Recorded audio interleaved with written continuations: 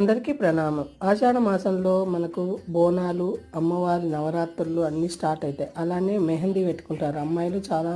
ఆషాఢ మాసంలో వారాహి అమ్మవారిని ఆరాధించమని చెప్తున్నారు. కానీ ఎప్పుడైనా ఒకటే, అమ్మ లలితా పరమేశ్వరులోనే అందరూ వస్తారు. వారాహి అమ్మ మన జీవితంలో మనము స్పీడ్ ఎక్కడ అంటే రోడ్డు హైవేలో వెళ్ళేటప్పుడు, స్పీడ్గా వెళ్ళేటప్పుడు ఎక్కడ ఎలా వెళ్ళాలి, ఎక్కడ ఒదిగి వెళ్ళాలి, ఇవన్నీ డ్రైవింగ్లో ఎలా నడక నేర్పించుకుంటామో, మనం డ్రైవింగ్ చేస్తామో అలానే మన జీవితంలో వారాహి అమ్మ మన రథచక్రాలు, మన జీవిత రథచక్రాలను పట్టుకొని నడిపిస్తుంది. అలాంటి అమ్మను మనము పూజిస్తే అమ్మవారు మన జీవితాన్ని అంటే ఎక్కడ ప్రాబ్లం లేకుండా మన జీవితాన్ని గమ్యస్థానాన్ని చేర్పిస్తుంది. మన పిల్లలకు ఆరోగ్య అష్టైశ్వర్యాలు ఉంటాయి. ఆ 12 నామాలు చదువుకోండి.